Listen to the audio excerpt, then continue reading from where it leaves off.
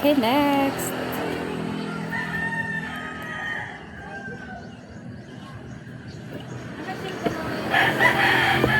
Ito siguro. Para. Okay, next. Here. Pwede na dida ni kung mabangbangan. Opo. Ay man pag ini ang dintahan, dida makuha. Wala, nag-video ako la. Ada si Chadlin. Chadlin! Ayun na, adi na ako. Nag-replant na ako sa mukan ka lola ha. Next. Here. Oh, diba? Paganda as in. Parang yung ba nakakawara siya sa stress. Ayan.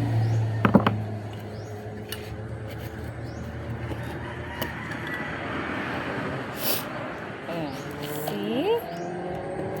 Excited ako guys mag-replant early pa. So, nag-prepare pa sa mga duta, sa mga this one. Siya nakapataba ini siyang chinenso. If you want, marami ako dito. Mahalo pala, nagpa-chinenso. Pero ini siya, dry na siya na kan.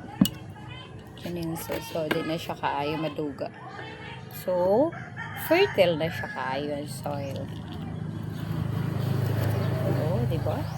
Super. So, dapat i-push mo siya din para firm guide siya. Okay. Then, there you are. Gandara.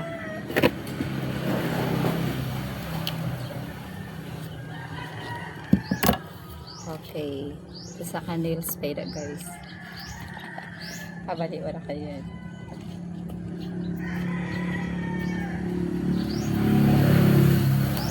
Okay, then. Wow, ganda. Super. As in. Okay, next tayo. This one. Uy, may garang ko pa.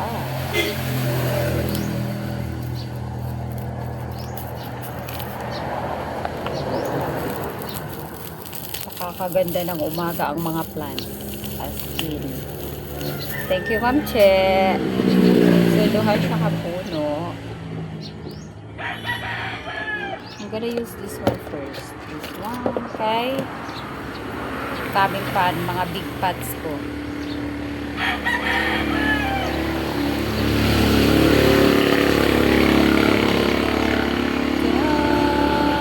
Ang ganda ng umaga. This was super cute pa na ko. There you are. Diba kaganda sa mga variety nila? Baga sa tao pa iba-iba din nagaglahi. Tada! Pero put first ko ang duta. Ayan. So, ilalagay ko na siya, guys. Kasi gamay pa siya. Maliit pa siya. So, dapat nasa medyo angat. Then, kailangan, para magdali siya pagsaha. Ouch! Ano ito? Maganda something sa... Okay. Naputol? Okay, naputol siya, guys. Huwag pakain mo. Naputol siya. Sige, pupulit. Wig pa niya puno. Wig ka niya puno. May there you are. Ganda.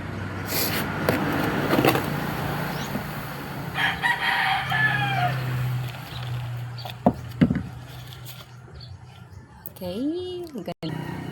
Okay, done. Okay. Next. Ganda, diba? Kaganda sa background. Next, this one. Ay, kakaiba siya. As in, kakaiba yung kulay niya. So, I'm gonna use this one. Transparent. Kasi ubusan ako ng pots.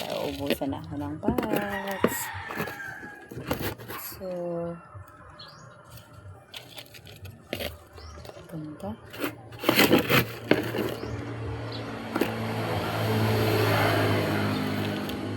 Super ganda talaga, guys.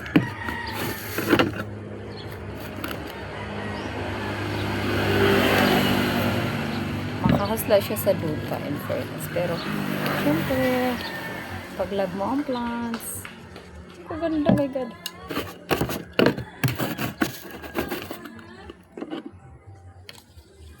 Okay.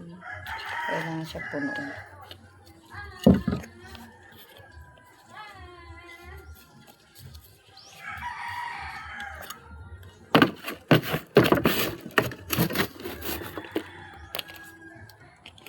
Okay.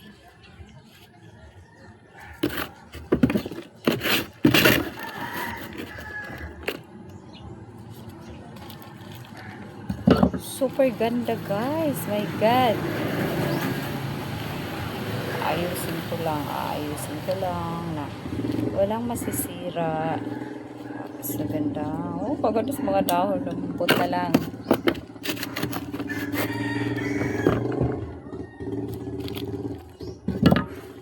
Okay.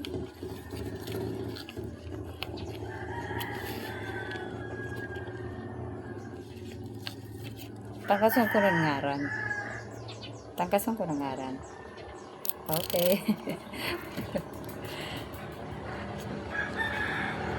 There you are. Ganda as in.